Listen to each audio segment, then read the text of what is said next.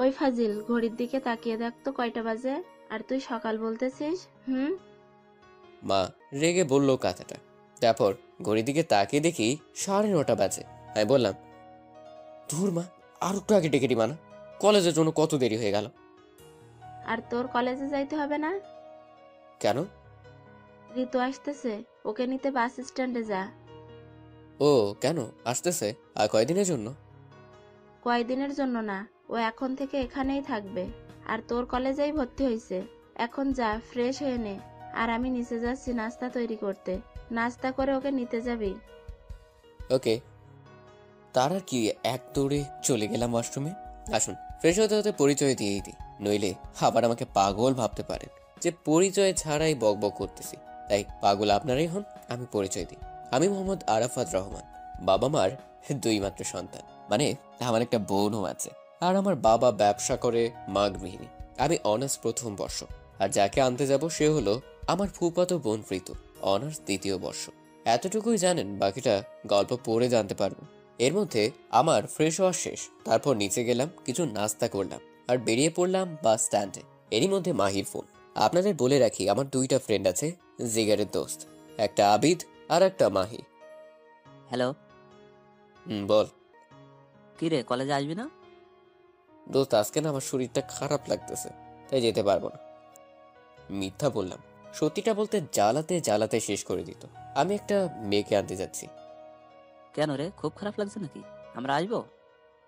আরে না, সেরকম না, এমনি রেস্ট নিলেই ঠিক হয়ে যাবে। ওকে, তাহলে সাবধানে থাকিস ভাই। আর কোনো দরকার হলে ফোন দিস। Okay, bye. মাহির সাথে কথা বলতে বলতে চলে আসলাম বাস স্ট্যান্ডে।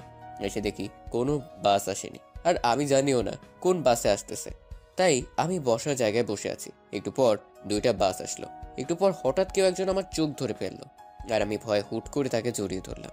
তারপর সে আমার চোখ ছেড়ে দিল, আর আমি তার দিলে ঘুরেই অবাক। মনে হচ্ছে আমার সামনে কোনো এক বুড়ি দাঁড়িয়ে আছে। ওকে সে ছোটবেলায় দেখছি। আমার তো ওর দিক থেকে চোখ ফিরছে না। এর মধ্যেও বলে উঠলো, এই কি দেখিস এমন করে? পড়ে দেখি। কি? এখানে পড়ি আসলো কোথা থেকে? এই তো আমার সামনেই দাঁড়িয়ে আছে। দেখলাম ঋতু বেশ লজ্জা পেয়েছে, যা দেখেই বোঝা যাচ্ছে। তার কিছু না বলে একটা রিক্সা ডাক দিলাম, আর দুজনে উঠে পড়লাম।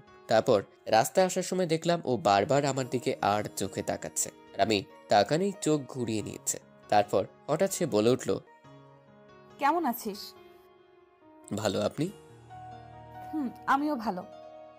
তারপর আর কোনো কথা হয়নি আমাদের। সোজা বাসায় চলে আসলাম। এসে কলিং বেল দিতেই আম্মু সে দরজা খুলে দিল। মনে হয় দরজার পাশে দাঁড়িয়েছিল আমাদের আসার অপেক্ষায়। তারপর ঋতু সোজা আম্মাকে জড়িয়ে ধরলো আর বলল, কেমন আছো মামি? ভালো মা, তুই কেমন আছিস? ভালো। মামা কোথায়? অফিসে গেছে রে মা একটু। আমি আসছি তাও? মন খারাপ আর কান্না কান্না ভাবে বলল, মন খারাপ করিস না মা, এখনই চলে আসবে। কি একটা দরকারি কাজ আছে তাই গেছে। তারপর মা বলল, আরাফাত, যা তো ঋতুকে ওর ঘর দেখিয়ে দে। ঋতু আপু আসেন। আমি আপু বলাতে সে রেগে বোম হয়ে গেল।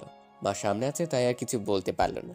তারপর আমি ওনাকে ওনার ঘর দেখিয়ে দিয়ে নিজের ঘরে এলাম আর গোসল করে নিলাম। একটু পর মা এসে দুপুরে খাবারের জন্য ডেকে গেল। আমি আপুর রুমে গেলাম, দেখি সাজতেছে। তাই আমি বললাম, খাবেন না?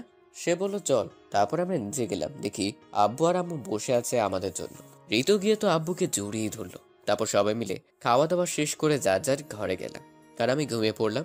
বিকেলে হঠাৎ করে ঋতু এসে ডাকতে লাগলো আর বলল, এই আরাফাত, ওঠ না, চল বাইরে থেকে ঘুরে আসি। ধুর, এই সময় আর ডাক দেন না তো, যাবো না, ঘুমাতে দেন। দাঁড়া, তোর ঘুমানো বের করতেছি। তারপর সে আমার উপর থেকে আমাকে মারতে লাগলো। এই এই কি করছেন, ছাড়েন, আমি যাবো তো যাবো। তারপর ঋতু ছেড়ে দিল আর বলল, যাবি না বলে? দেখলি তো আমি কিরকম। দেখলাম তো, একদম শাকচুনি। মনে মনে বললাম হইলে খবর করতো। তারপর ওকে নিয়ে ঘুরতে গেলাম, রাতে বাসে আসলাম। এসে খাওয়া দাওয়া করছিলাম, এমন সময় আম্মু বলল কালকে থেকে ওকে আমাদের কলেজে ভর্তি করে দিতে আর একসাথে যেতে। আমি হ্যাঁ বলে চলে আসলাম। ঘরে এসে ঘুমিয়ে পড়লাম। সকালে হঠাৎ ঘুমটা ভেঙে গেল। আমার বুকের উপর ভারী কিছু অনুভব করছি। চোখ খুলে দেখি একটা মেয়ে আমার বুকের উপর মাথা দিয়ে শুয়ে আছে। আমি তো ভয় শেষ, তাই এক লাফ দিয়ে উঠছি। তারপর দেখি ঋতু আপু আমার উপর শুয়ে আছে। এর মধ্যে আমার এরকম করা দেখে সে উঠে পড়েছে। তারপর আমি তাকে বললাম, এই আপনি আমার রুমে কেন আসছেন? আর আমার বুকের উপর মাথা দিয়ে কেন শুয়েছিলেন? জানেন মুই কত ভয় পাইছি? আহালে, বাচ্চা ছেলে ভয় পাইছে? কোথায় ভয় পাইছে দেখি তো। এই আপনি আপনার এই শয়তানি হাসি বন্ধ করেন তো। কি জন্য আসছেন তাই বলেন। কেন বাবু, আমার হাসি দেখে তোমার কষ্ট হচ্ছে নাকি রাগ হচ্ছে? এবার কিন্তু বেশি বেশি হয়ে যাচ্ছে। ওকে, এই যে দেখো চুপ করলাম। এবার খুশি? খুশি। এবার বলেন, মোর ঘরে আপনি কি করেন? একা একা ভালো লাগছিল না বুঝি? ও হ্যালো, ভালো লাগবে না কেন? আমার মোটেও ইচ্ছা নাই তোমার রুমে আসার। মামি বলল তোকে ডাক দিতে, তাই আসলাম। কলেজে ভর্তি হইতে যাব না সেই জন্য, নইলে জীবনেও তোর রুমে আসতাম না, ডাকা তো দূরের কথা। আচ্ছা বুঝলাম। তো মোর বুকে মাথা দিয়ে গিয়েছিল? আমি ছিলাম, আসলে তোকে ডাকতে এসে দেখি তুই ঘুমিয়ে আছিস, তাই আর তোর পাশে বসে ডাকতেছিলাম। কখন যে চোখ লেগে গেছিল বুঝতেই পারিনি, আর ঘুমিয়ে পড়েছিলাম, বুঝলি? বুঝলাম। বুঝলেই ভালো। তো এখন কি শুয়েই থাকবি নাকি উঠবিও? উঠতেছি, আপনি যান। ওকে, তাড়াতাড়ি আয়। তারপর সে চলে যেতে লাগলো, আর আমি তার যাওয়া দেখছিলাম। হঠাৎ ফোনটা বেজে উঠলো। ধুর, বালের ফোনটা দিল একটা রোমান্টিক মুহূর্ত নষ্ট করে। বাল ভালো লাগে না, আর তাই রাগ নিয়ে ফোনটা ধরলাম। হ্যালো। হ্যালো, কি রে, কি খবর তোর? মাহি বলল তোর নাকি শরীর খারাপ, তো এখন কেমন আছিস? আগেই বলেছি, মাহিয়ার আবিদ আমার জিগারের দোস্ত। সেরকম কিছু না, এমনি এখন ভালো আছি। ও ভালো, তো আজ থেকে কলেজে আসবি? যাব। ওকে আই, দেখা হবে কলেজে, বাই। Okay bye. তারপর ফোনটা কেটে দিলাম আর ওয়াশরুমে চলে গেলাম ফ্রেশ হয়ে এসে রেডি হয়ে নিলাম। তারপর সিঁড়ি দিয়ে নিচে নামতেই মা বলল ঋতুকে ডেকে নিয়ে আসতে, তাই চলে গেলাম ঋতুর রুমে। হঠাৎ করে তার রুমে যাওয়াতে যা দেখলাম তা দেখার জন্য মোটেও তৈরি ছিলাম না। দেখলাম ঋতু শুধু ব্লাউজ আর পেটিকোট পরে দাঁড়িয়ে আছে। আমি তো দেখেই হা হয়ে গেছি। ঋতু আপুর ফর্সা পেটে দেখা যাচ্ছে, আর তার সাথে ওর সুন্দর নাভি। আমাকে দেখেই সে শাড়িটা নিজের শরীরের উপর দিল, আর আমি খেতে আসেন বলেই দৌড়ে চলে আসলাম। এসে সোজা খাওয়ার টেবিলে বসলাম। আমাকে দেখে মা বলল, কে রে, ঋতু কই? আমি বললাম আসতেছে। তারপর ঋতু আসলো, এসে আমার সোজা বসলো। একটু পর আব্বু আসলো। তারপর আমরা সবাই খাওয়া শুরু করলাম। এর মধ্যে আব্বু বলল, আরাফাত, আব্বু বলো। ঋতুকে কলেজে তো আজকে ভর্তি করে দিবি। তোদের প্রিন্সিপালের সাথে কথা বলে রাখছি, আর ওকে প্রতিদিন তোর সাথে নিয়ে যাবি আর নিয়ে আসবি, বুঝলি? তারপর আমার খাওয়া শেষ হলো। আমি বাইরে চলে আসলাম। এসে ঋতু আপুর জন্য অপেক্ষা করতে লাগলাম। একটু পর সে আসলো, আর আমি খাওয়ার সময় খেয়াল করিনি, শরম পাইছিলাম। তো এখন দেখলাম আপু নীল শাড়ি পরেছে। আপুকে একদম পরীর মতো লাগতেছে। আমি তো তার দিক থেকে চোখই বেরাতে পারছি না। হঠাৎ সে বলে উঠলো, কি রে, এমন হা করে কি দেখছিস? আর এভাবে কি সারাক্ষণ দেখতে থাকবি নাকি? তার কথায় আমার হুঁশ এলো, আর আমি তার দিক থেকে চোখ নামিয়ে নিলাম। তারপর মনে মনে বললাম, একটু আগেই যা দেখালেন আর কি দেখব। তারপর সে আবারও বলে উঠলো, ওই কি ভাবতেছিস? কিছু না। তো রিক্সা ডাক দে। তারপর আমি রিক্সা ডাক দিলাম। সে উঠে পড়লো, আর সাথে আমিও। একটু পর সে বলে উঠলো, আমাকে কেমন লাগতেছে বললি না তো?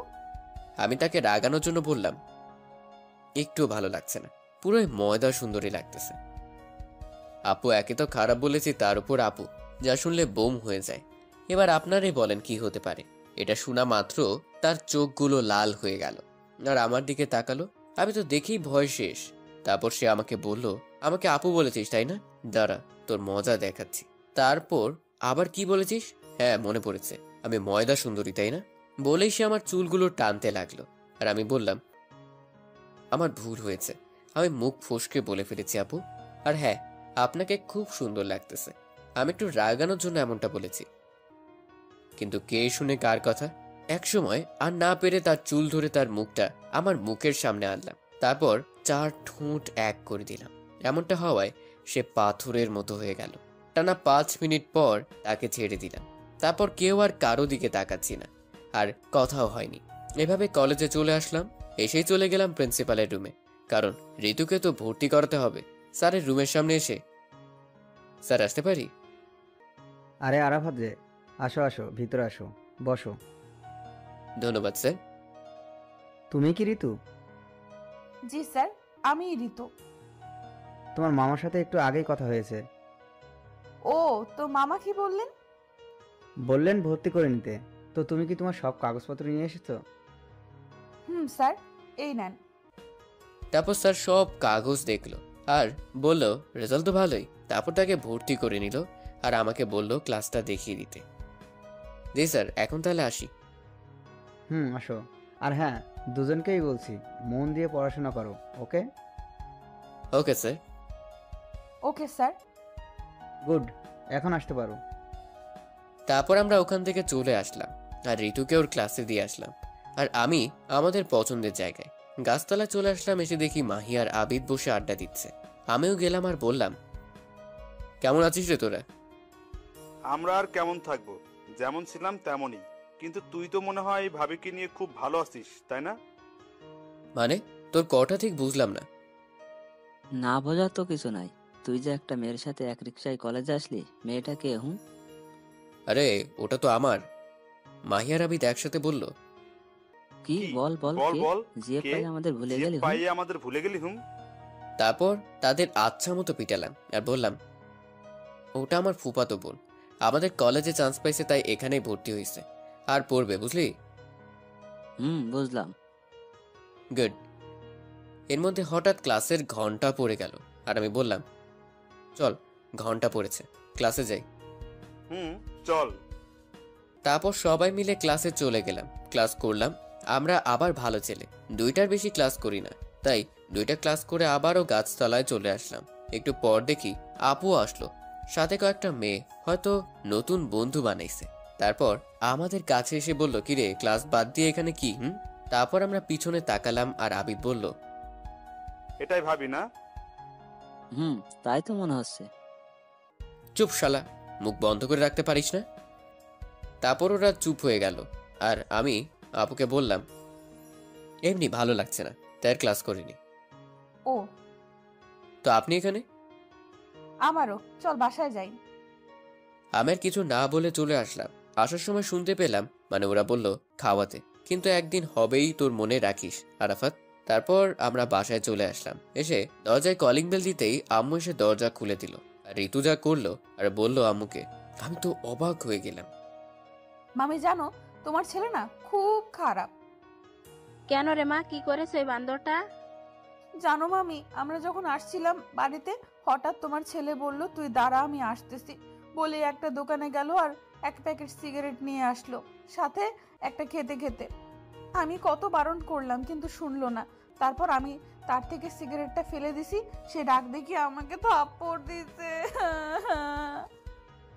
আমি তো এটা শুনে মনে হয় আকাশ থেকে পড়লাম।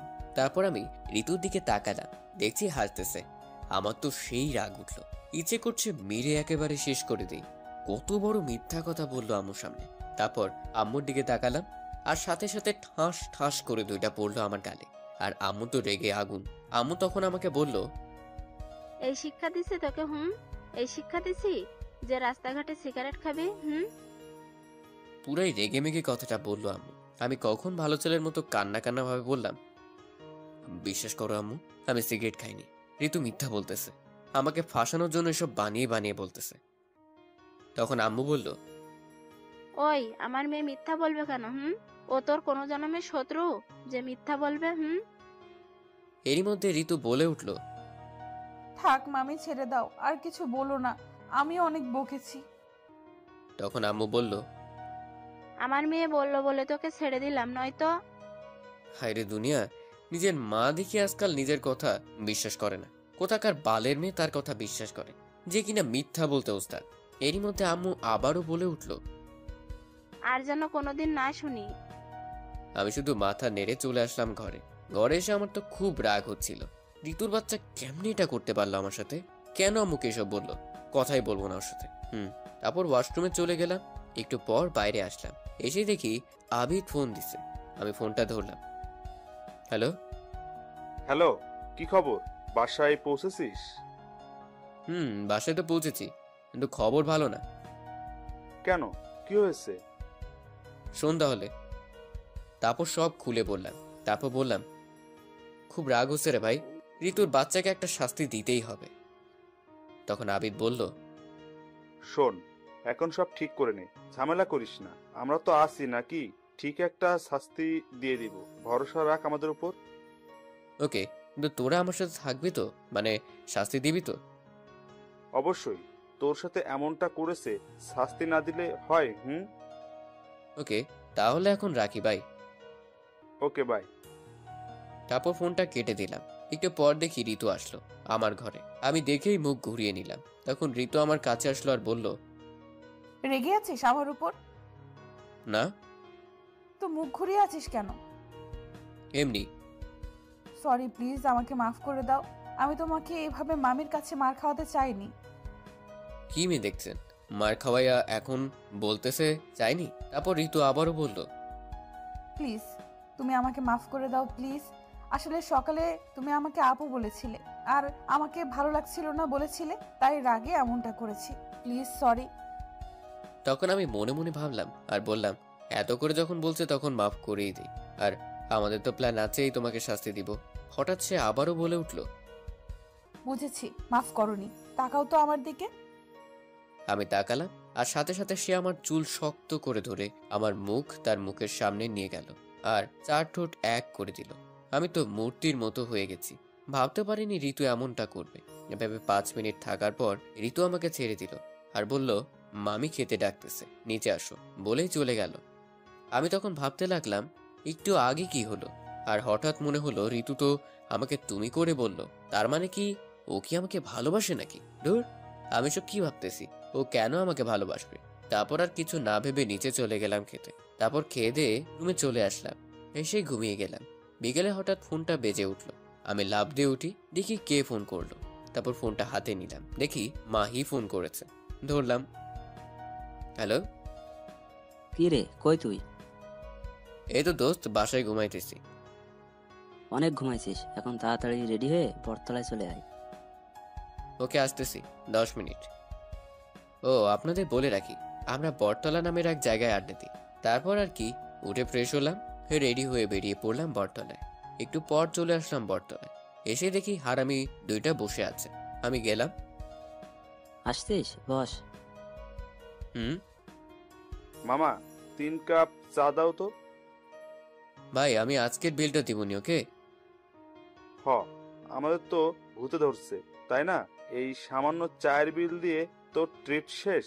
ওটি হচ্ছে না মামা। ঠিক বলেছিস, শালা তো দেখি আমাদের ঠকাতে আসছিল, এখন নিজেই ঠকে গেল। মনে মনে বললাম, শালারা ধরতে পারছে রে, ধুর। তারপর একটু ভাব নিয়ে বললাম, আমি চায়ের বিল দিতে চাইলাম যাতে তোদের টাকা বাঁচে। তোরা তো শুনলি না, আমাকে যা নয় তা বলতেছিস। ভালো। মামা, তুমি এখন যতই ভাবলাও কাজ হবে না, তোমাকে কিন্তু খাওয়াতেই হবে। ঠিক আছে ঠিক আছে, খাওয়াবো। তার আগে আমাকে যেটা ফোনে বলেছিলি তার একটা ব্যবস্থা করে দে। তারপর?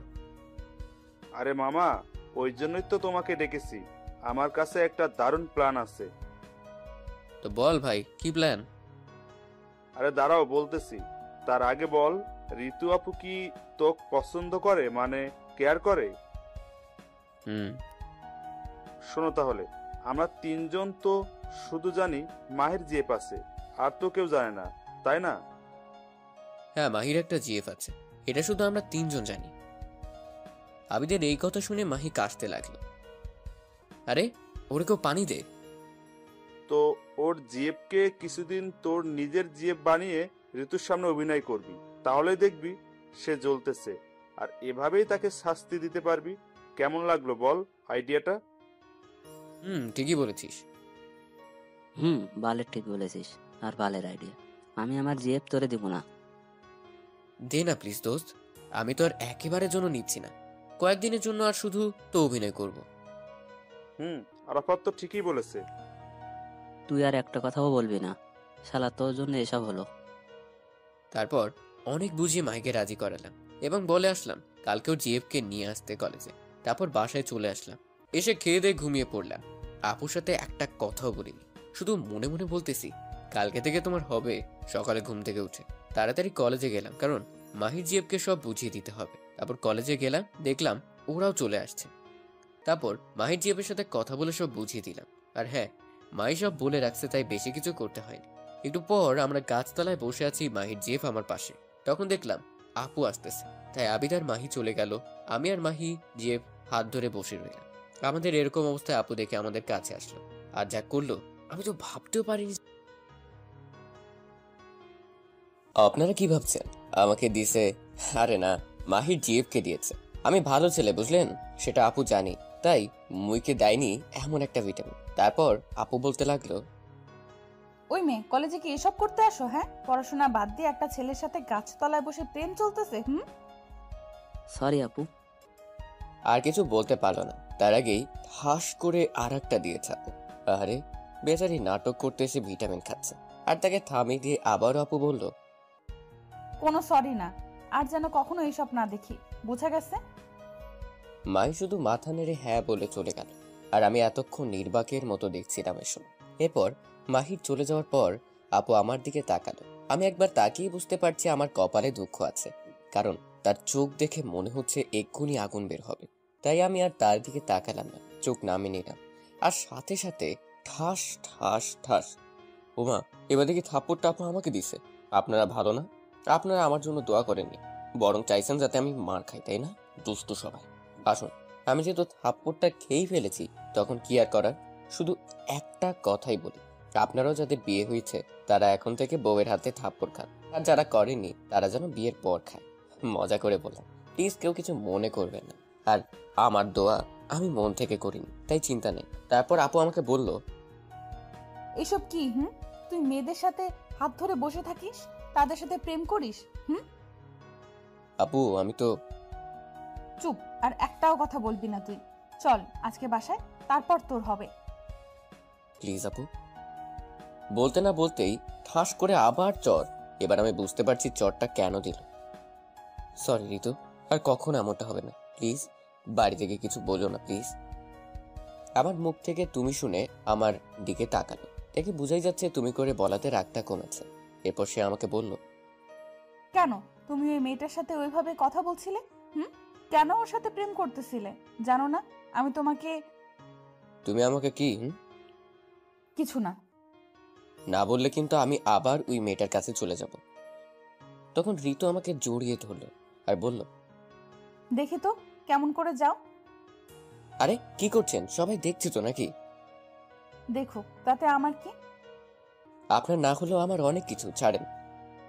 তারপর জোর করে ঋতুকে ছাড়িয়ে নিল। তারপর আমি বললাম, তুমি যদি না বলো তুমি আমাকে কি, তাহলে কিন্তু আর কখনো তোমাকে তুমি করে বলবো না, আর কথাও বলবো না। তারপর আমার দিকে তাকিয়ে আবার নিজের দিকে তাকিয়ে বলল, আমি তোমাকে ভালোবাসি।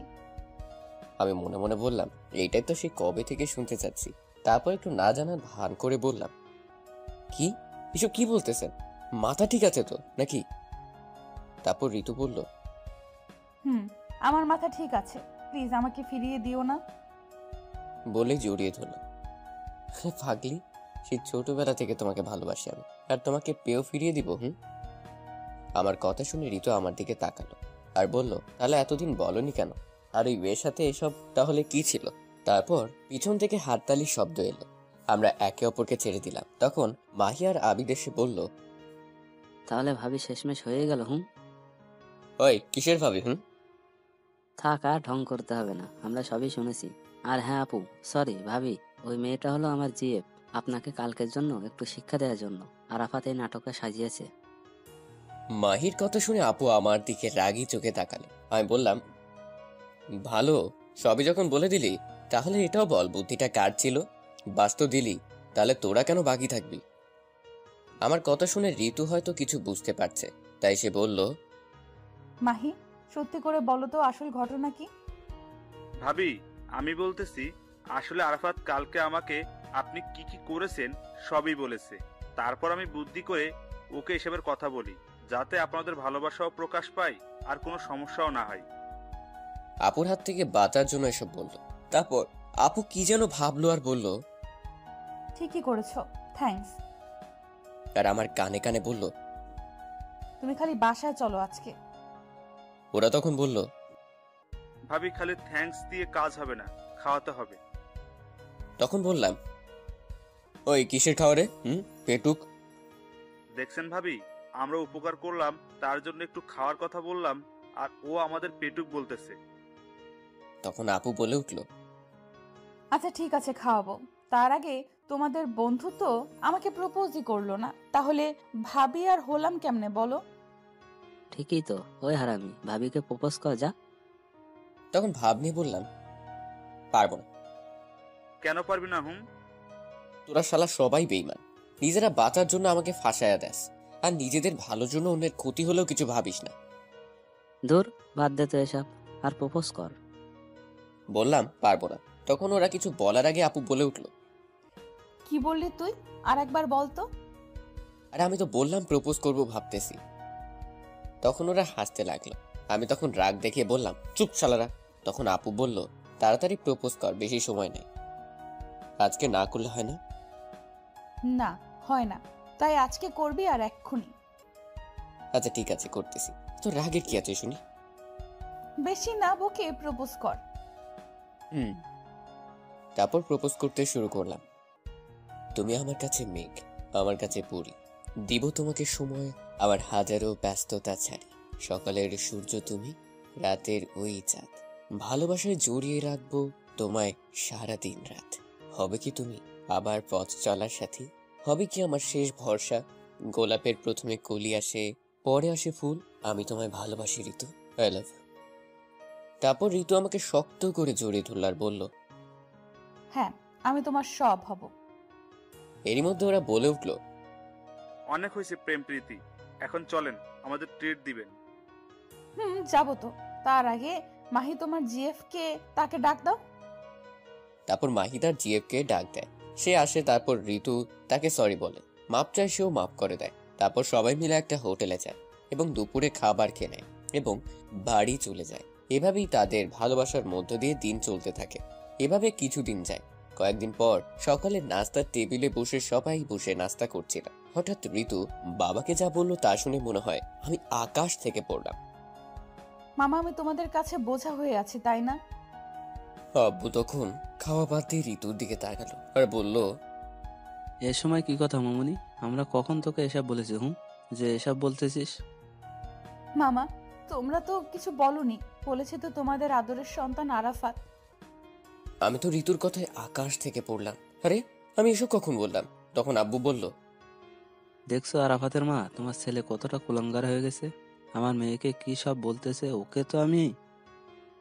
বলেই লাফ দিয়ে উঠলো চেয়ার থেকে। তখনই আম্মু আব্বুকে আটকালো আর বলল, দেখো, এখন খাওয়ার টেবিলে কিছু করো না। ও না বুঝে করেছে, এবারের মতো ছেড়ে দাও।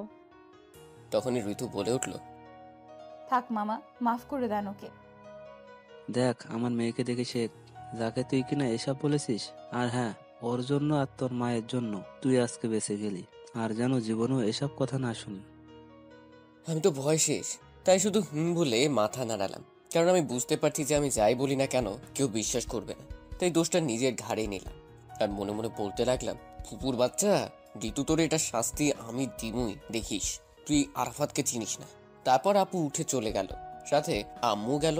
তখন আমি আর ঋতু ছিলাম টেবিলে বসে। তখন সে বলে উঠল, কিরে, কেমন বাস খাওয়ালাম? আর মেয়েদের দিকে তাকাবি? বল, তাদের সাথে কথা বলবি? ও, এবার বুঝলাম কেন ঋতু আমাকে এত বড় বাস দিল। আপনারা হয়তো কিছু বুঝতে পারেনি যে আমার মতো ভদ্র কিউট সাদা সিধা ছেলেকে ঋতু কেউ বা বাস খাওয়ালো আর এসব বললো। আসুন একটু অতীত থেকে ঘুরে আসি। অতীত কয়েকদিন আগের কথা। আমি মাহি আর আবিদ কলেজে গাছতলায় বসে আড্ডা দিচ্ছি। হঠাৎ করে মেঘলা ফোন করে। আপনাদের তো বলাই হয়নি, মাহির জিএফ এর নাম মেঘলা আক্তার। আমরা ভালোবেসে মেঘলা বলে ডাকি। টুকু মাহি ভালোবেসে মেঘলা বলে ডাকে, তাই আমরাও ডাকি। আমরা জিগারের দোস্ত কিনা। তারপর মাহি ফোনটা ধরে তখন মেঘলা বলে, কোথায় আছো তুমি? এই তো শোনা, আরাফাত আর আবিরের সাথে কলেজের সেই গাছতলায় বসে আছি। কেন, কি হয়েছে? আসলে আমি না একটু শপিং করতে যাব, তুমি কি আসতে পারবে প্লিজ? আচ্ছা ঠিক আছে, কোথায় আসতে হবে বলো, আমি আসতেছি। Thank you Babu. বিগ বাজার মলে চলে আসো। ওকে শোনা, আসতেছি, বাই। বাই। তাড়াতাড়ি আসো কিন্তু। ওকে। তারপর মাহি ফোনটা কেটে দেয়, আর আমরা তাদের উম্মা দেওয়া দেখেই বুঝতে পারছি কে ফোন দিয়েছে। তাই আমি বললাম, কিরে মেঘলা কোথায় যেতে বললো? দোস্ত তুই কিভাবে বুঝলি মেঘলা ফোন দিছিল? শোন, তোর থেকে আমার বুদ্ধি একটু বেশি, বুঝলি? আর তোরা যে উম্মা শুরু করেছিস সবাই বুঝতে পারবে। যাই হোক, কোথায় আর কেন যেতে বললো তাই বল। আসলে মেঘলা একটু শপিং করতে যাবে, তাই বিগ বাজারে যেতে বললো। ঠিক আছে, যা যা। রাগ করিস না প্লিজ, বুঝতেই তো পারছিস। ঠিক আছে, যা। তারপর মাহি চলে গেল। তখন আবিদ বলল, মাহি তো চলে গেল ওর জিএফ এর কাছে, তো আমরা এখানে থেকে আর কি করব? চল কোথাও থেকে ঘুরে আসি, সাথে মেয়ে দেখাও হবে নি নতুন নতুন। ঋতু জানতে পারলে আমার খবর করে দিবে। আরে ধুর, ও কেমনে জানবে? আমরা তো দুজনেই যাব। ওকে, চল তাহলে। তারপর আমি আর আবিদ বাইক নিয়ে চলে গেলাম একটা মলে। হ্যাঁ, আপনাদের একটা কথা বলে রাখি, আমি এরই মধ্যে নতুন বাইক কিনেছি। তারপর আমরা মলে কয়েক পাক দিয়ে মলেরই একটা রেস্টুরেন্টে এসে বসলাম। তারপর কফি খেতে লাগলাম। একটু পর আবিদের একটা ফোন আসে, আর সে উঠে চলে যায়। তখন আমি বসে আছি একা। হঠাৎ একটা মেয়ে এসে আমাকে আরাফাত বলেই জড়িয়ে ধরলো। আমি তো পাথর হয়ে গেলাম। তারপর তাকে ছাড়িয়ে দিলাম আর বললাম, কে আপনি? আরে শাকিলা, তুই কোথা থেকে? চিনতে পারছিস তাহলে? কি যে বলিস, তোরে চিনবো না কেন? তাও ঠিক, আমরা তো একসাথেই পড়ছি, তাই না? এবার বল, তুই এখানে? আসলে তুই তো জানিস আমার বিয়ে হয়েছে, আর আমি ঢাকায় থাকি, আর কয়েকদিন পর আমার এক বন্ধুর বিয়ে, তাই এখানে এসেছি। ও ভালো। আচ্ছা, তোর নাম্বারটা দে তো। এই নে, 019331956। দুইটা দিলাম না, আপনারা হয়তো আমাকে জ্বালাতন করবেন। তারপর আমি আর শাকিলা কিছুক্ষণ হেসে হেসে কথা বললাম। আমি হঠাৎ খেয়াল করলাম কেউ একজন শাকিলা আমাকে জড়িয়ে ধরার পর থেকে আমার দিকে তাকিয়ে আছে। আমি তার দিকে তাকিয়েই তো অবাক। আরে এটা তো ঋতু। এখন আমার কি হবে আল্লাহই জানে। এরই মধ্যে শাকিলা বলে উঠল, আজকে আসি রে, বাই। ভাই। তারপর সে চলে গেল, আর আমি দাঁড়িয়ে রইলাম। তারপর ঋতু আমার কাছে আসলো। আমি বললাম, ঋতু তুমি যা ভাবছো আর বলতে পারলাম না। ঠাস ঠাস করে দিল আর বলল, তুই এতটা খারাপ একটা মেয়েকে জড়িয়ে ধরেছিস? ছি। তারপর সে চলে গেল। এরই মধ্যে আবিদ এসে বলল, বন্ধু, কিছু মনে করিস না। আমি শাকিলার আসার পর থেকে এখন পর্যন্ত সবই দেখছি, চিন্তা নাই, সব ঠিক হয়ে যাবে। বুঝি না, সব খালি আমার সাথেই কেন হয়? বাদ দে, চল বাসায় যাই। চল। তারপর আমরা বাসায় চলে আসলাম। আস্তে আস্তে রাত হয়ে গেছে, তাই এসেই শুয়ে পড়েছি। সকালে কি হলো আপনারা তো জানেনই। আসুন এখন বাস্তবে ফিরি। বাস্তব। তখন ঋতুকে বললাম, চোখে দেখা সবসময় ঠিক হয় না, আর সত্যি হয় না। যার জন্য আমার সাথে এমনটা করলেন সেটা আসলে সত্যি নয়। ও আমার কাস্ট ফ্রেন্ড ছিল, আর ওর বিয়ে হয়ে গেছে। এতদিন পর দেখা, তাই এমনটা করেছে। আর আপনি কিছু না জেনেই ভালো, খুব ভালো থাকেন বলে উঠে চলে আসলাম। তখন ঋতু ভাবতে লাগলো, আসলে তো আমার খোঁজ নেওয়া উচিত ছিল।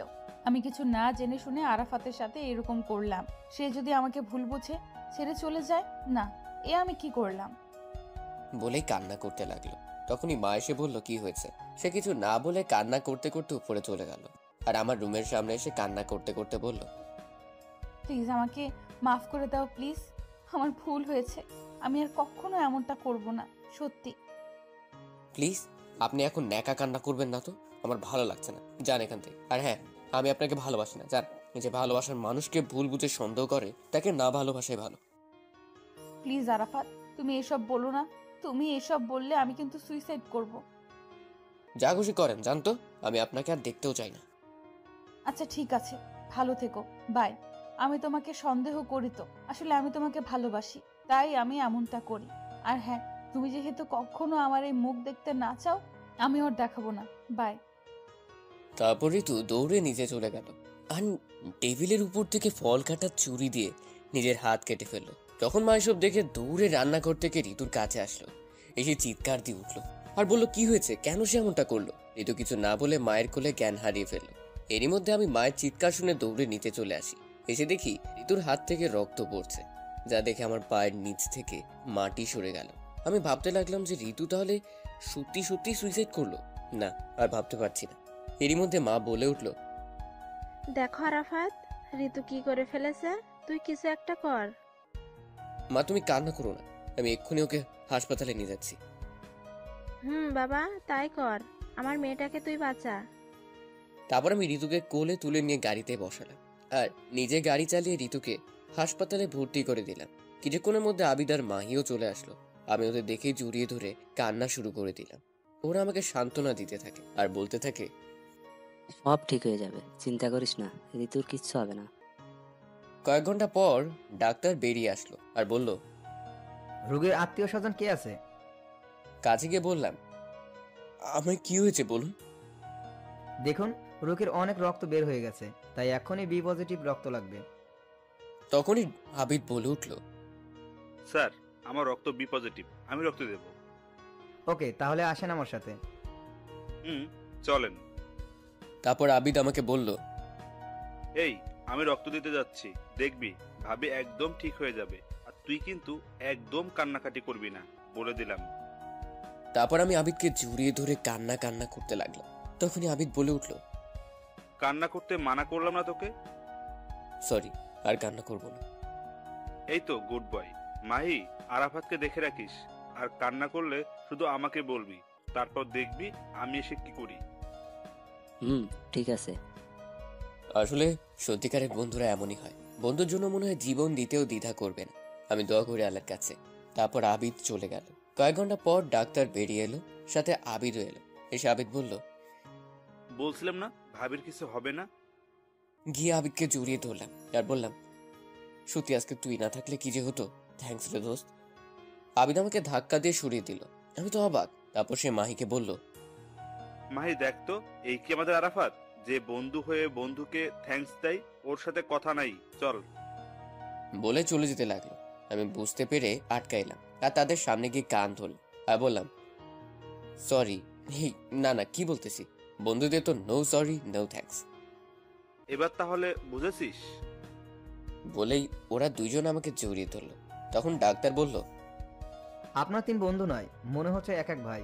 দোয়া করি আপনাদের বন্ধুত্ব যেন সারা জীবন এরকমই থাকে। Thanks doctor. ডাক্তার, ঋতু কেমন আছে? এখন অবশ্য ঘুমিয়ে আছে, ঘুমের ঔষধ দিছি তো। ও, তো ঘুম ভাঙবে কখন? এই কিছুক্ষণের মধ্যেই। বলে ডাক্তার চলে গেল। এরই মধ্যে মা চলে আসলো। আসলে ওই সময় মাকে সাথে করে আনিনি। তারপর মা এসে বলল, আরাফাত, আমাদের ঋতু এখন কেমন আছে? মা এখন ভালো আছে। এরই মধ্যে ঋতুর বাবা মা, মানে আমার শ্বশুর শাশুড়ি তো এখনো তো হয়নি, মানে আমার ফুপা ফুপ্পি চলে এসছে। এসেই বলতেছে ঋতু কোথায় আর কেমন আছে। আমি বললাম, আপনাদেরকে জানানো ঋতুর ব্যাপারে। আমি বলেছি। ও, ভিতরে আছে আর ভালো আছে, ঘুমিয়ে আছে। এরই মধ্যে আব্বু চলে আসছে। তক্ষুনি একজন নার্স এসে বলল, রোগীর ঘুম ভেঙেছে। এটা শুনে সবাই মিলে ঋতুর কাছে গেল, শুধু আমি, আবিদ আর মাহি ছাড়া। তারপর মা এসে বলল, ঋতু ডাকতেছে আমাকে। আবিদ আর মাহি বলল, যা ভিতরে যা। তারপর আমি ভিতরে গেলাম। সবাই বের হয়ে আসলো। তখন ঋতু বলল, কেন এসেছিস তুই এখানে? তুই না বলেছিলি আমার মুখ দেখতে চাস না? তক্ষুনি আমি ঋতুর কাছে গেলাম আর সাথে সাথে ঠাস করে একটা থাপ্পড় দিলাম। তুই আমাকে মারলি? তখন আমি ঋতুর মাথার কাছে গিয়ে বসলাম আর বললাম, মারলাম। আমার বউকে আমি মারবো না তো কে মারবে শুনি? আমার মুখে বউ ডাক শুনে ঋতু আমাকে জড়িয়ে ধরে কান্না করে দিল। আমিও তাকে জড়িয়ে ধরলাম। ভালোই যখন বাসো, তাহলে কালকে ওর বলেছিলে কেন? প্লিজ বাদ দাও, তখন আমার মাথা ঠিক ছিল না। আর হ্যাঁ, ওটার জন্য সরি। না, শুধু সরি বললে চলবে না। তো কাছে আসো বলতেছি। আমি আমার মুখ ঋতুর মুখের সামনে নিয়ে গেলাম আর সাথে সাথে সে 4 ঠোঁট এক করে দিল। আমিও কম কি, এরকম সুযোগ কি কেউ ছাড়ে? আমিও সাথে সমান রেসপন্স দিতে লাগলাম। এরকম করে কতক্ষণ ছিলাম জানি না। হঠাৎ মাহিয়ার আবিদ এসে বলল, এসব রোমান্স বাড়িতে গিয়ে করিস, এখন করতে হবে না। ওদের কথা শুনে আমরা একে অপরকে ছেড়ে দিলাম। থাক, আর কিছু বলতে হবে না, সবই দেখছি। ওই শালা, দেখছসি যখন তখন আর একটু দেখতি, ডাক দিলি কেন? আহারে, শালা শখের প্রেমে আমরা সমস্যা করলাম। আমার বিয়ে তো কালকে পরের দিন, ওখানে গিয়ে না হয় বাকিটা সেরে নিস। তোর বিয়ে মানে কার সাথে? আর এখন বলতেছিস কেন? সকালে বলার জন্য তোর বাসায় আসছিলাম, আর তোর মা যা বললো শুনেই তো এখানে আসলাম বলার জন্য। যাই হোক, বাদ দে। আমিও কিন্তু যাব মাহি ভাইয়া। ভাবি, অবশ্যই যাবেন, তাই জন্যই তো আপনাদের দুজনকে নিতে আসলাম, মার্কেটে যাব। শোন, আমি যাচ্ছি, কিন্তু ঋতুকে না, ওর শরীর খারাপ, ও বাসায় থাক। না, আমিও যাব। কিন্তু কোনো কিন্তু না, আমি যাব আর মেঘলাকে নিজের হাতে সব পছন্দ করে কিনে দেব। যথাজ্ঞা মহারানী, এখন অন্তত বাড়িতে যাই। কিন্তু আমি যাব কি করে? কেন, পায়ে হেঁটে? না প্লিজ, কোলে করে নিয়ে যাও না। এখানে সবাই দেখলে কি ভাববে? কিছু ভাববে না। মাহি, আবিদ ভাইয়া আপনার কিছু বলেন না? ঠিক ঠিক, ভাবি অসুস্থ, নে কোলে নে। তোদের আর পাম দিতে হবে না, চুপ থাক। তারপর ঋতুকে কোলে করে নিয়ে আসলাম। সবাই হা করে দেখছিল। তারপর বাড়িতে এসে ওকে ঘরে নিয়ে যেয়ে শুইয়ে দিলাম। তারপর মা এসে ওকে খাইয়ে দিয়ে রেস্ট নিতে বললো, আর আমি ফ্রেশ হতে গেলাম। তারপর দুপুরে খেয়ে নিলাম। তারপর উঠে ঋতুর রুমে গেলাম, দেখলাম ঘুমিয়ে আছে। তারপর ওর কাছে গেলাম, কপালে একটা কিস দিলাম আর বললাম, আসলেই পাগলি, আমার জন্য কি না করতে পারে। তখন হঠাৎ সে বলে উঠলো, সব করতে পারি। তুমি ঘুমাওনি? না। কেন? এমনি। একটু পর মাহির ফোন আসলো, বলল রেডি হয়ে বিগ বাজার মলে চলে আসতে। তারপর ফোন কেটে দিয়ে আমি রেডি হয়ে চলে আসলাম। তারপর বিয়ের মার্কেট করছিলাম আর আমি ঋতুর সাথে দুষ্টুমি করছিলাম। এভাবে সব কেনাকাটা শেষ করে বাসায় চলে আসলাম, ওরাও চলে গেল। তারপর রুমে এসে ওয়াশরুমে চলে গেলাম ফ্রেশ হতে। বাইরে বের হয়ে এসে দেখি ঋতু আমার বিছানায় বসে আছে। তখন আমি বললাম, কি ব্যাপার মিস, তুমি আমার ঘরে কি মনে করে? কেন, আসতে পারি না নাকি? আসতে পারবে না কেন? অবশ্যই পারবে। তো এখন কেন এসেছো তাই বলো। আমি খেতে যেতে বললো, তাই তোমাকে ডাকতে এসেছি। আচ্ছা, তাই নাকি? তাই চলো এখন। বলে ঋতু যেই না চলে যেতে লাগলো, অমনি আমি পেছন থেকে ওর হাত ধরলাম আর নিজের কাছে নিয়ে আসলাম। এসে পেছন থেকে জড়িয়ে ধরলাম আর ওর ঘাড়ের উপর মুখ রেখে বললাম, মিস, আসছো তোমার ইচ্ছেতে, যাবেও কি তোমার ইচ্ছেতে? একটু আদর না দিলে? দেখো, এখন কিছু করবে না, আর হবেও না। কেউ এসে পড়বে, ছাড়ো। না, আমি কিছু শুনতে চাই না বলে ওকে আমার দিকে ঘুরালাম। তখন ঋতু বলল, দেখো, ভালো হবে না কিন্তু। আর বলতে দিলাম না, তার আগেই 4 ঠোঁট এক করে দিলাম। এভাবে 5 মিনিট ছিলাম। হঠাৎ ছোট বোন এসে বলল, আমার ছোট বোনের নাম সুইটি। হায় রে প্রেম রে, একজনকে বললো আরেকজনকে ডাক দিতে, সে ডাকতে এসে নিজেই প্রেম করতে ব্যস্ত। সুইটির কথা শুনে আমরা একে অপরকে ছেড়ে দিলাম। তারপর আমি বললাম, আসলে সুইটি, তুই যা ভাবছিস তা না, ওর চোখে কি যেন পড়েছিল, তাই আমি। থাক, আর কিছু বলতে হবে না, আমি সবই দেখছি, নিচে আয়। বলেই চলে গেল। ধুর, এই সুইটি আসার আর সময় পেল না। বলেছিলামই কেউ চলে আসবে, কিন্তু কে শুনে কার কথা? হয়েছে, আর বলতে হবে না, নিচে চলো। এখন তো নিচে যাবেই। বাস যা খাওয়াইলা, নিচে যাবা না? আমি বাস না, দাঁড়াও, দেখাচ্ছি মজা। বলে ঋতুকে ধরতে গেলাম। ও দৌড়ে চলে গেল, সাথে আমিও গেলাম। তারপর খাওয়ার টেবিলে আমরা সোজাসুজি বসলাম। আমাদের দেখে সুইটি খালি হাসতেছে। আমি ওর কানে কানে বললাম, চুপ, এত হাসিস কেন? ঘরের ভেতরের ঘটনা কি বলে দেব? ভয় দেখাচ্ছিস আমাকে? বোন, তোর পায়ে ধরি, কিচ্ছু বলিস না। চকলেট দিমুনি? ওকে, মনে থাকে জানো। অবশ্যই। তারপর আমরা খেতে লাগলাম সবাই মিলে, আর আমি ঋতুর পায়ে সুরসুরি দিচ্ছি। ও খেতে পারতেছে না। এরই মধ্যে মা হঠাৎ বলে উঠল, আরাফাত শোন। মা বলো। বলছিলাম কি, ঋতু তো বড় হয়েছে, তো আমরা সবাই মিলে ঠিক করছি ওরে বিয়ে দিব। তুই কি বলিস? মায়ের এই কথা শুনে আমি মনে হয় আকাশ থেকে পড়লাম। তখন আমি ঋতুর দিকে তাকালাম, দেখি সেও আমার দিকে তাকিয়ে আছে। এরই মধ্যে মা আবারও বলে উঠল, কি রে বল? মা, এত তাড়াতাড়ি ওর বিয়ে দিবা? আরো পরে দাও, আগেও পড়াশোনা শেষ করুক। ছেলেটা খুব ভালো, আর ছেলের বাবা মা বলেছে বিয়ের পরও তাকে পড়াবে।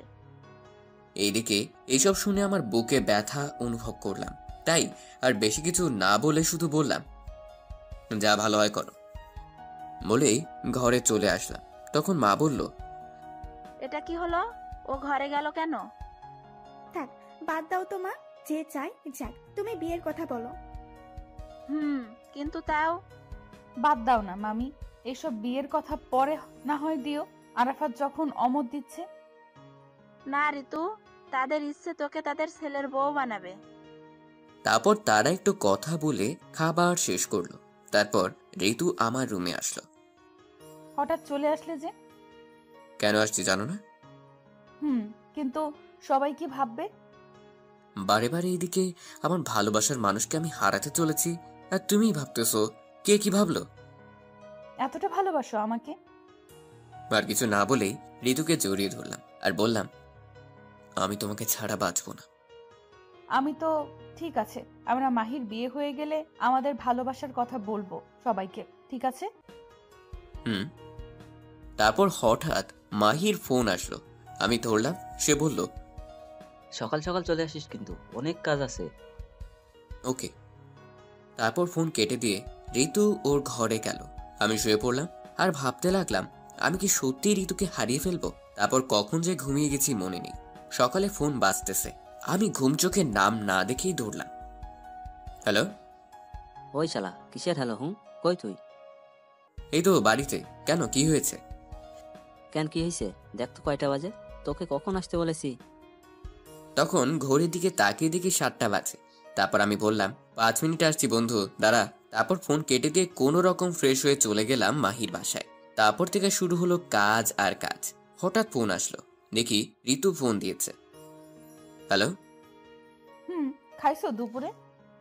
না, এখন খাবো কেন, সময় হোক খাবনি। তুমি খাইছো? সময় আবার কখন হবে? দেখো তো কয়টা বাজে। ঘড়িতে দেখি 3টা বাজছে। হায় হায়, কাজের খেয়ালই নাই যে কয়টা বাজে। তারপর সে বলল, তাড়াতাড়ি খেয়ে নাও। আর শোনো। বলো। সন্ধ্যায় তাড়াতাড়ি রেডি হয়ে থেকো, আমি নিতে যাবনি। ওকে। তারপর ফোন কেটে দিলাম।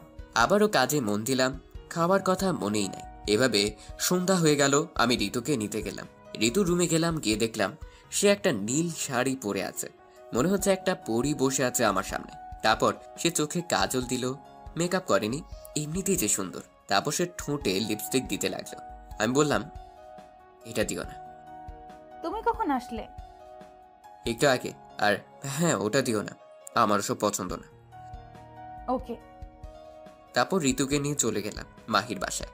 তারপর সবাই মিলে আনন্দ করে গায়ে হলুদের অনুষ্ঠান শুরু হলো। আর আমরা, মানে আমি আর আবিদ, শুধু মেয়েদের সাথে টাঙ্কি মারতে লাগলাম। হঠাৎ দেখি ঋতু আমাকে ধরে নিয়ে একটা ঘরে গেল। তখন আবিদ বলল, আজকে তুই শেষ। তখন তাকে দেখি ঋতুর চোখ দিয়ে আগুন বের হচ্ছে রাগে। কি হয়েছে, এভাবে ঘরে আনলে কেন? কেন আসছি জানিস না তুই? না বললে কেমনে জানবো? মেয়ে দেখলেই টাঙ্কি মারতে ইচ্ছে করে, তাই না? ওকে, তোর টাঙ্কি মারা বের করব। সরি, আসলে। কোনো সরি না, তারা তুই। বলেই সে একটা লাঠি দেখতে পেল আর হাতে নিয়ে বলল, এবার কি হবে বল? তুমি আমাকে মেরো না প্লিজ, আমার কিছু হলে তোমারই কষ্ট হবে না। হোক। আচ্ছা সরি, আর জীবনেও এমনটা করবো না, প্রমিস। ঠিক তো? 100% ঠিক। ওকে। তাহলে লাঠি ফেলে দাও আর বাইরে চলো। ওকে। তারপর আমরা বাইরে চলে আসলাম। বন্ধু, কি হলো এতক্ষণ? কিছু না। আমি তো জানি। তাহলে চুপ থাকো। এভাবে গায়ে হলুদের অনুষ্ঠান শেষ হলো। রাতে আমরা বাড়ি ফিরলাম। মাহি আসতে দিবে না, তাও জোর করে আসলাম।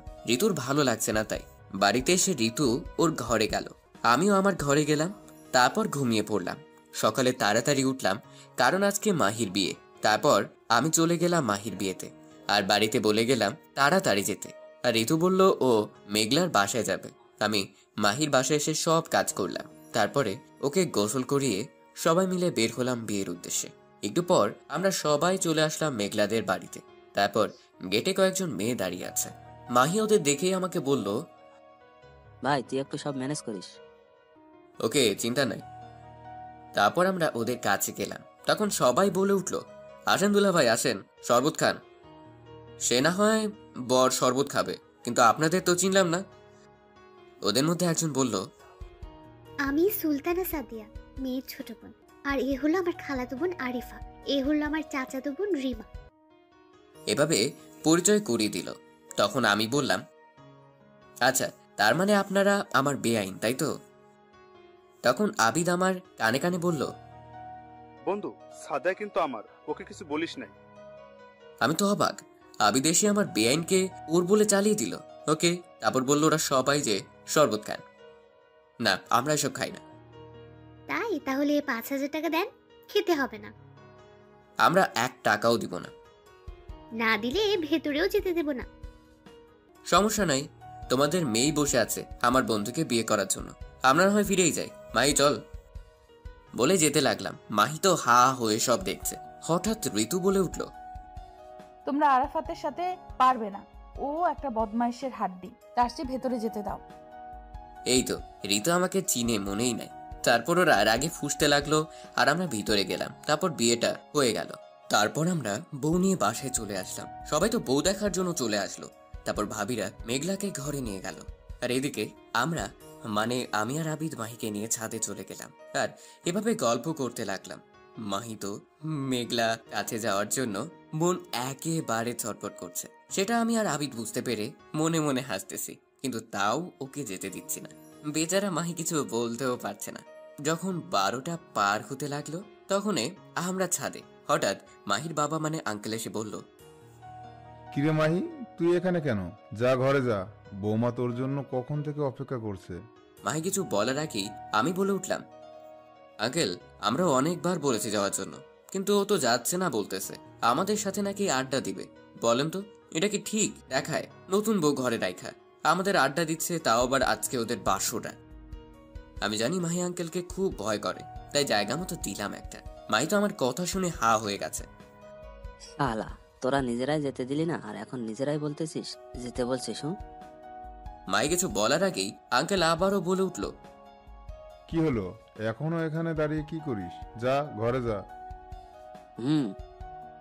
তারপর আঙ্কেল চলে গেল। মাহি আমাদের দিকে রাগি চোখে তাকাবার বলল, আমাকে যেতে বলছিস তাই না? আরে কুল কুল, এত রাগের কি আছে? আমরা তো একটু মজা করলাম। চল, তোকে ঘরে দিয়ে আসি। আজকে আর কিছু বলবো না, পরে শোধ ঠিকই নেবো, দেখিস। ওকে। তারপর আমরা মাহিকে ওর বাসর ঘরের সামনে নিয়ে আসলাম। এসে তো দেখি ঋতু ভাবিরা দরজা আটকে রাখছে। ভাই কিছু একটা কর, নইলে আজ আর আমার বাসর হবে না। আহারে বেচারা, ওকে কিছু একটা করতেছি।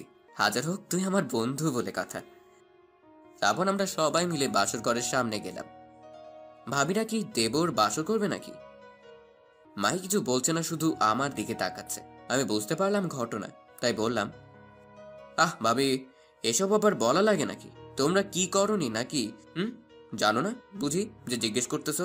যদি নাই করে থাকো তাহলে বলো, আমি আর আবিদ আছি তোমাদের জন্য। মাহিকে আজকে যেতে দাও, ওর বউ অপেক্ষা করতেছে। ভাবিরা তো ছাড়বেই। অনেক কষ্টে মাহিকে ঘরে পাঠালাম। এই মধ্যে ঋতুর দিকে তাকিয়ে দেখি আমার দিকে চোখ লাল করে তাকিয়ে আছে। আমি তো ভয়ে শেষ। তারপর আর একটু মজা করে ভাবিরা চলে গেল, আর আমি আর আবিদও যেতে লাগলাম। হঠাৎ কোথা থেকে ঋতু এসে বলল, আবিদ ভাইয়া তুমি যাও, তোমার বন্ধুর সাথে আমার কথা আছে। আচ্ছা। তখনই ঋতু আমার কলার ধরে একটা ঘরে নিয়ে গেল আর দরজা বন্ধ করে দিল। তখন আমি বললাম, কি ব্যাপার, দরজা বন্ধ হলো কেন? চুপ, একটাও কথা বলবি না তুই। আমি বুঝলাম সে এখনো রেগে আছে। রেগে আছো? দাঁড়া, তোর মজা দেখাচ্ছি।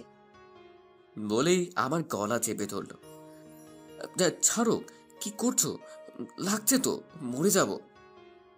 যা, তুই মরেই যা। তুই মরে গেলে আর ভাবিদের সাথে টাঙ্কি মারতে পারবি না। আচ্ছা, আর কখনো এমন হবে না, প্লিজ ছেড়ে দাও। কিন্তু সে ছাড়ছে না, তাই আমি বাধ্য হয়ে ওর মাথার পিছনে হাত দিলাম আর চুল মুঠো করে ধরে 4 ঠোঁট এক করে দিলাম। আমার এমনটা করে ঋতু মনে হয় বরফ হয়ে গেছে। একটু পর আমি তাকে ছেড়ে দিলাম। একটু পর শান্ত হয়ে ঋতু আমাকে বলল, কেন করো তুমি এমনটা? জানো না তোমার পাশে অন্য কাউকে ভাবতেও পারি না আমি, আর তুমি কি না? তখন ঋতুকে জড়িয়ে ধরলাম। তারপর ওকে বললাম, আরে পাগলি, আমি তো মজা করি সবার সাথে, তুমি বুঝো না? আর হ্যাঁ, আমি কখনোই তোমাকে ছাড়া অন্য কাউকে ভালোবাসবো না, প্রমিস। আর তোমাকে কখনো ছেড়েও যাব না। কিন্তু তাও এসব আর তুমি করবে না। আচ্ছা ঠিক আছে। তো রাতে তো খাওনি তাই না? সেটা আমি জানি। তুমি দাঁড়াও, আমি খাবার নিয়ে আসছি। বলেই সে নিচে চলে গেল খাবার আনতে। আমি তখন ভাবতে লাগলাম, আসলে পাগলিটা আমাকে অনেক ভালোবাসে। একটু পর ঋতু খাবার নিয়ে আসলো আর বলল, খেয়ে নাও। খাবো না। কেন? যদি কেউ খাইয়ে দেয় তাহলে তো খেতেই পারি। ওই, আমি কি তোমার বউ নাকি যে খাইয়ে দিব? বউই তো, আর শুধু বউ না, আমাদের ভবিষ্যৎ সন্তানের আম্মু তুমি। বলেই পেছন থেকে জড়িয়ে ধরলাম। হইছে, এখন ছেড়ে দাও আর আসো তোমাকে খাইয়ে দিই।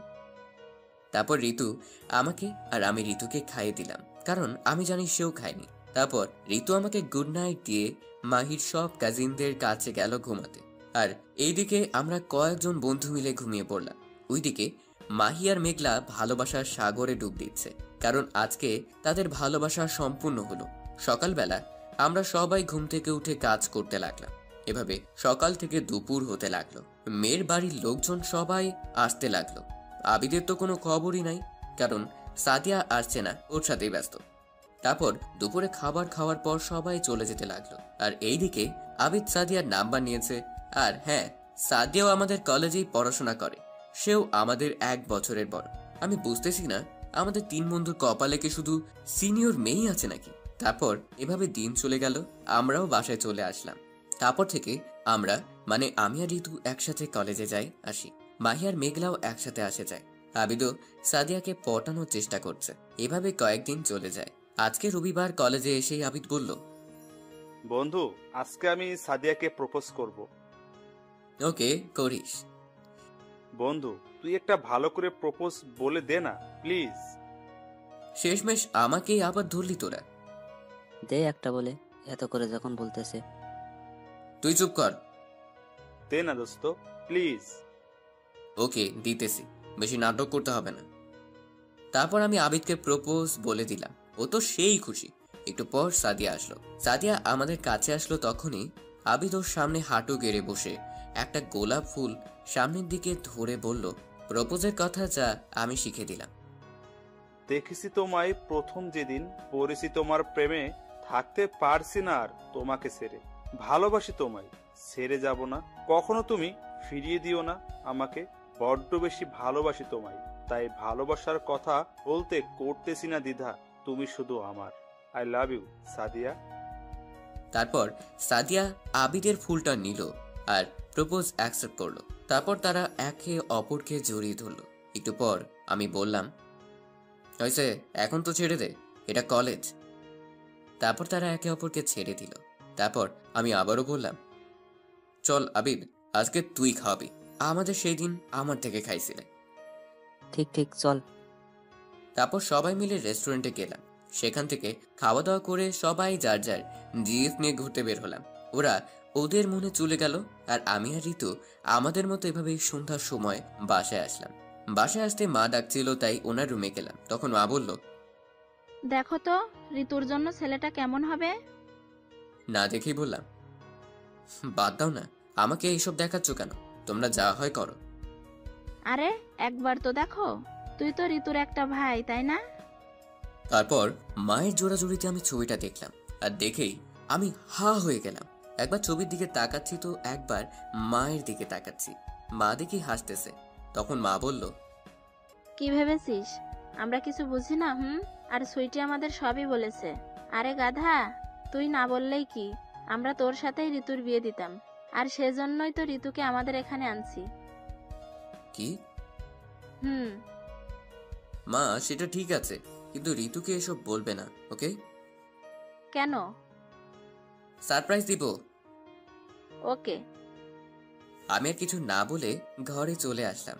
এসে ফ্রেশ হয়ে ঋতুর রুমে গেলাম। দেখলাম ও মাত্র ফ্রেশ হয়ে এসে আয়নার সামনে বসে আছে। আমি চুপি চুপি ওর কাছে গেলাম আর পেছন থেকে ওকে জড়িয়ে ধরলাম। আর ও কেঁপে উঠলো আর বলল, কে কে? আমি তোমার পিচ্চি হবু বর গো, ভয় পাইছো নাকি? ভয় পাবো না কেন? এভাবে হুট করে কেউ জড়িয়ে ধরে? সরি, কিন্তু কি করব বলো, তোমাকে দেখলে নিজেকে যে সামলাতে পারি না। তাই? তো মশাই, আমাকে যদি পেতে চাও তো শাশুড়ি মা থুকু মামিকে আমাদের ভালোবাসার কথা বলতে হবে না। না থাক, বলবো না আমাকে। কেন? বলে আর কি হবে বলো? বিয়ে তো আর দিবে না, তার চেয়ে বরং তোমার যার সাথে বিয়ে দিতে চায় তাকেই বিয়ে করো, সুখে থাকবে। তুমি এসব বলতেছো? কেন? তুমি জানো না আমি তোমাকে কত ভালোবাসি, আর তুমি কি না ভালো? তুমি চাও তো সবাই যাকে বলবে তাকে বিয়ে করি? আচ্ছা তাই হবে। এই বলে ঋতু কান্না করতে করতে চলে যেতে লাগলো। তখন আমি পেছন থেকে ওর হাত ধরলাম আর এক ঝাটকায় নিজের কাছে নিয়ে এসে জড়িয়ে ধরে বললাম, এত সহজে আমার ভালোবাসাকে ছেড়ে দিব নাকি? না, নিতে চাইলেও দিতেই হবে, কারণ তুমি তো এটাই চাও। আমি কি চাই সেটা পরে বলছি, তার আগে এই ফুলটা নাও আর একটা খুশির খবর শোনো। তারপর আমি ওকে ছেড়ে দিয়ে ওর সামনে হাঁটু গেড়ে বসে বললাম, হ্যাপি রোজ ডে আমার পাগলি। আর খুশির খবর হলো মা নিজেই চায় তোমাকে ছেলের বউ করতে। আর এই খাবার টেবিলে আমার কথাই বলেছিল, কিন্তু আমরা বুঝিনি। এটা বলার সাথে সাথে ঋতু আমার হাত থেকে ফুলটা নিল আর আমাকে জড়িয়ে ধরে কান্না শুরু করে দিল। বুঝি না মেয়েরা এত কান্না করে কিভাবে, আমাকে তো পিটাইলেও এক ফোঁটা পানি বের হয় না। তারপর আমি তাকে বললাম, এই পাগলি কান্না করতেছো কেন? জানো আমার কতটা কষ্ট হয়েছিল যখন তুমি ওসব বলেছিলে? আরে শয়তান পাজি। কি করছো? মারছো কেন? লাগছে তো। লাগুক, আমার বর আমি মারবো, আবার আমি তার সেবা করব, তোমার কি? তাই না? তাই। দাঁড়ো মজা দেখাচ্ছি বলে ওকে আরো শক্ত করে জড়িয়ে ধরলাম। তখনও বলল, কি করছো? ছাড়ো, ব্যথা পাচ্ছি তো। পাও আমার বউ, আমি বুঝবো। তাই না? আর কিছু বলতে দিলাম না, তার আগেই বুঝতেই তো পারছেন 5 মিনিট পর ওকে ছেড়ে দিলাম। ও তখন বলল, এভাবে কি কেউ কিস করে? আর একটু হলে তো মরেই যেতাম। মরবে না গো। যাই হোক, শোনো না। বলো। চলো না, আজকে তো রোজ ডে, কোথাও থেকে ঘুরে আসি বিকেলে। ওকে। Thank you. হইছে, আর ঢং করতে হবে না। কি বললি? আমি ঢং করতেছি? আমাকে আর পাইকে এক দৌড়ে আম্মুর কাছে চলে আসছি। মা দেখো, শাকচুনি টাকা মারতে আসছে। মারবো না কি করবো? তুই আমাকে ঢং করার কথা কেন বললি? আর এখন আবার শাকচুন্নি বলতেছিস? তোকে তো আজ আমি খেয়েই ফেলবো। এই এবার থাম, তোরা অনেক ঝগড়া করেছিস। মা তুমি তো জানো আমি কত ভালো ছেলে। জানি তো, এমন ভালো যে মায়ের কাছে ভালোবাসার মানুষের কথা বলতে শরম পাই। মা ভালো হচ্ছে না কিন্তু। ঠিকই বলেছ মা, না মানে মামি। মামি বলতেছিস কেন? মাটাই তো ভালো ছিল, কয়েকদিন পরেই তো তুই আমার ছেলের বউ হবি। ওকে মা। তারপর ঋতু মাকে জড়িয়ে ধরলো আর আমার দিকে তাকালো। আমি তখন ইশারা করে বললাম, আমাকেও একটু জড়িয়ে ধরো। তখনও হাসতে লাগলো, তাই আমি ঘরে চলে আসলাম। এসেই শুয়ে পড়লাম। তারপর দুপুর হয়ে গেল, আমি উঠে গোসল করলাম। একটু পর রীতি এসে ডেকে গেল খাওয়ার জন্য। তারপর নিচে গেলাম খাবার জন্য। খাবার টেবিলে বসলাম আমি আর আমার সোজা ঋতু। আমার মাথায় একটা শয়তানি বুদ্ধি আসলো, তাই আমি টেবিলের নিচ দিয়ে ঋতুর পায়ে সুরসুরি দিতে লাগলাম। সে খেতে পারতেছে না, শুধু চোখ বড় বড় করে আমার দিকে তাকাচ্ছে। আমি দেখেও না দেখার ভান করে আছি। তারপর এদের ঘরে চলে আসলাম, এসেই ঘুমিয়ে গেলাম। এদিকে আবিদ আর সাদিয়া তো সারাক্ষণ ফোনে কথা বলতে ব্যস্ত। হ্যালো জানু। শোনা বলো। কি করো বাবু? বসে আছি, তুমি কি করো? আমিও। খাইছো দুপুরে? তুমি? বিকেলে দেখা করবে? অবশ্যই। ওকে, বিকেলে তাহলে দেখা হচ্ছে। Bye bye. বিকেল বেলা? এই আরাফাত, ওঠো না, বেড়াতে যাব, চলো। বলেই ঋতুকে ধরে কাছে নিয়ে এসে শুয়ে দিলাম। এই কি করছো? ছাড়ো, কেউ এসে পড়বে তো। আসুক, তাতে আমার কি। প্লিজ ছাড়ো, বেড়াতে যাব, চলো। আচ্ছা ঠিক করে চল। তারপর আমরা রেডি হয়ে বাইরে এসে রিক্সা ডাক দিলাম এবং রিক্সা করে একটা পার্কে গেলাম। ওমা, গিয়ে তো আমরা অবাক যে আবিদ সাদিয়া ওরা বসে প্রেম করতেছে, আর আবিদ সাদিয়ার কোলে মাথা দিয়ে শুয়ে আছে। আমরা ওদের কাছে গেলাম আর আমি বললাম, হায় রে ভালোবাসা, কয়দিন হলো পরিচয় আর এর মধ্যেই এসব। ভাই তোরা তাড়াতাড়ি বিয়ে করে নে। আমার কথা শুনে আবিদ উঠে বসলো আর বলল, থ্যাঙ্কস দোস্ত, আজকে বাড়িতে বলবো। তা না হয় বলবি, কিন্তু সাদিয়াকে গোলাপ দিছিস? না ভাইয়া দেয়নি। কি আবিদ? আরে রাগিস কেন, দেইনি তুই আসবি বলে, তোর সামনেই দেমু, আর এক্ষুনি দিচ্ছি দাঁড়া। ওই শালা, আমার দোহাই দিচ্ছিস বলেই কেলানি দিলাম। তারপর আবিদ সাদিয়াকে গোলাপ দিল, সাদিয়া ওকে জড়িয়ে ধরলো আর ওরা 4 ঠোঁট এক করে দিল। একটু পর আমি বললাম, ভাই এখানে আমরাও আছি রে, একটু তাকাস। আমার কথা শুনে ওরা একে অপরকে ছেড়ে দিল। তারপর সবাই মিলে ফুচকা খেতে গেলাম। ঋতু বলল ঝাল কম, একটা বেশি। তারপর বামা ফুচকা দিল, আমি এক পিস মুখে দিলাম আর সাথে সাথে আমার মুখ লাল হয়ে গেল। এই কি হয়েছে? ঝাল। মামা, ওটাতে ঝাল আসলো কেমনে? ভুলে চলে গেছে মনে হয়। পানি দেন। পানি তো নাই আপা, শেষ হয়ে গেছে। কি? আর এদিকে আমার ঝাল কমছেই না, তাই ঋতু আর কোনো কিছু না বুঝে আমার ঠোঁটের সাথে ওর ঠোঁট মিলিয়ে দিল। আবিদ সাদিয়া তো অবাক হয়ে দেখতেছে আর হাসতেছে। একটু পর ঋতু আমাকে ছেড়ে দিয়ে বলল, এবার কি ঝাল কমছে? তখন আবিদ বলে উঠল, হায় রে বন্ধু, এমন ঝাল বেশি যদি আমার ফুচকাতেও হতো তাহলে কতই না ভালো হতো। তারপর আমরা শরমে আর কোনো কথা বলতে পারলাম না। এভাবে আমরা সবাই মিলে ঘুরে বাড়িতে চলে আসলাম। এসে আমি শুয়ে পড়লাম। একটু পর আবিদ ফোন দিয়ে বলল, হ্যালো। বল।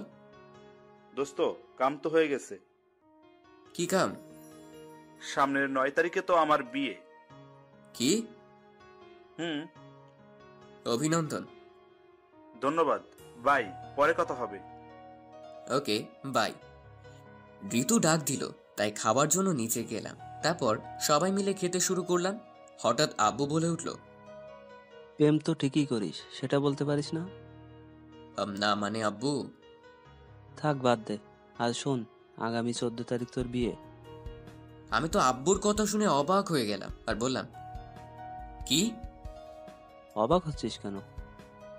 না কিছু না। ঠিক আছে। তারপর আমি আর কোনো কথা না বলে খাওয়া শেষ করে ঘরে চলে আসলাম। একটু পর ঋতুও আসলো, এসে বলল, কি মশাই, কেমন লাগলো আব্বুর কথা? তখন পিছনে তাকালাম আর ওর কাছে গিয়ে ওকে পেছন থেকে জড়িয়ে ধরলাম। এই কি করছো, ছাড়ো, কেউ চলে আসবে তো। কেউ আসবে না, সবাই খেয়ে দিয়ে ঘুমোতে গেছে। তাও ছাড়ো। সত্যি ছেড়ে দিব তো? সাহস থাকলে ছেড়ে দিয়ে দেখা। আরে রাগ দেখাও কেন, আমি তো মজা করছিলাম। এই শোনো। কি? কালকে আবিদের গায়ে হলুদ, পরের দিন বিয়ে। কি? একটু আগে ফোন করছিল। তাহলে ওদেরও একটা ব্যবস্থা হয়ে গেল। আর আমরা কেউই সিঙ্গেল থাকবো না। মশাই, এবার ছাড়েন, আপনিও ঘুমান আর আমিও ঘুমাতে যাই। না, আজকে তুমি আমার সাথে থাকো। ইস, শখ কত! আর তো কয়েকটা দিনই, তারপর তো আমরা এক হয়ে যাব। আমার যে আর এই কয়দিনই যাচ্ছে না। হয়েছে, এখন ঘুমাও। সকালবেলা? এই আরাফাত, ওঠো, সকাল হয়ে গেছে। কি করতেছো? ওঠো। আরে বাবা উঠতেছি, এত রাগ দেখাও কেন? কালকে যে বললে আবিদের গায়ে হলুদ, আজকে তো আবিদ তো তোমাকে নিতে আসছে। কি? ওকে ওকে উঠতেছি। তারপরও নিচে চলে গেল আর আমি উঠে ফ্রেশ হয়ে নিচে গেলাম। দেখি আবিদ বসে আছে।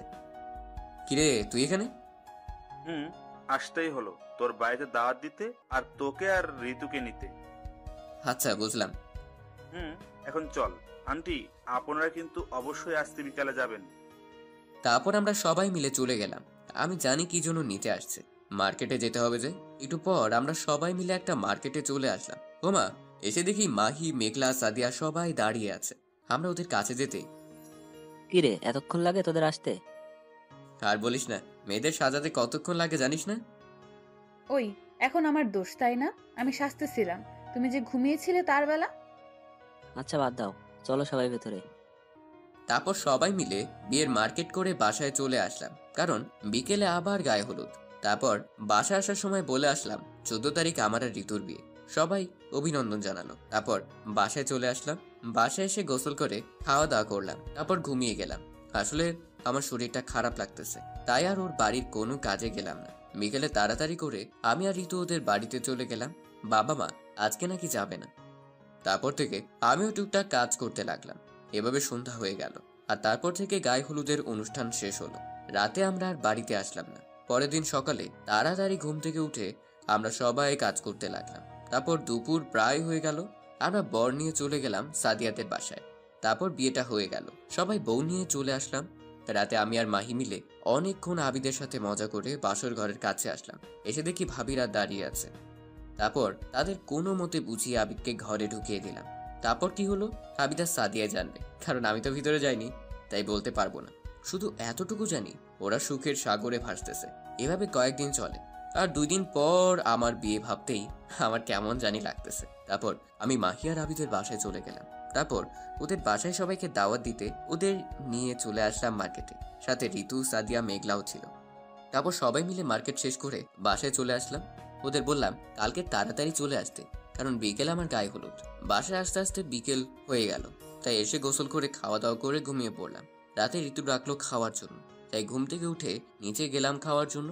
তারপর আমি রুমে আসলাম, জানি ঋতু আসবেই, তাই দরজার পিছনে লোকালাম। ঠিক একটু পর ঋতু আসলো ঘরে। যেই না সে ঘরের ভিতর পা দিয়েছে, আমি পেছন থেকে দরজা বন্ধ করে দিছি। ওরও সেই ভয় পাইছে আর বলতেছে, এই কি করতেছো? দরজা বন্ধ করলে কেন? দরজা খুলে দাও। চুপ, কোনো কথা নয়। তারপর আমি আস্তে আস্তে তার কাছে যেতে লাগলাম। সে পেছাতে লাগলো। একসময় সে খাটে পড়ে গেল। আমিও ওর উপর শুয়ে পড়লাম আর বললাম, এবার কোথায় যাবে? দেখো প্লিজ এমনটা করো না, আর তো একদিন। ভয় পাইছো নাকি? ধুর পাগলি, আমি তো মজা করছিলাম। ভয় পাবো না? এরকম মজা কেউ করে? আচ্ছা সরি। তাড়াতাড়ি ঘুমিয়ে পড়ো। বলেও চলে গেল আর আমি ঘুমিয়ে পড়লাম। পরের দিন সকালে ঋতু এসে আমাকে ডাক দিল। আমি ঘুম থেকে উঠে ফ্রেশ হয়ে নিচে গিয়ে দেখি বাড়িটা সুন্দর করে সাজানো হয়েছে। মাহি আর আবিদকে দেখলাম খুব কাজ করতেছে। আমার তো কোনো কাজ নাই। এভাবে সন্ধ্যা হয়ে গেল আর গায়ে হলুদের অনুষ্ঠান শুরু হলো। আমরা সবাই খুব মজা করলাম। রাতে আমি আর ঋতু, আবিদা, সাদিয়া, মাহি আর মেঘলা সবাই মিলে খুব নাচ করলাম। আসলে এই তো আমাদের এখানে থাকছে, তো তাই এখান থেকেই বিয়েটা হচ্ছে। তারপর সবাই যার যার মতো করে ঘুমিয়ে পড়লাম। পরদিন সকালে তাড়াতাড়ি ঘুম থেকে উঠলাম, কারণ আজকে আমার বিয়ে। তারপর ফ্রেশ হয়ে ঋতুর রুমে গেলাম। দেখলাম কয়েকজন মিলে ঋতুর সাথে মজা করছে।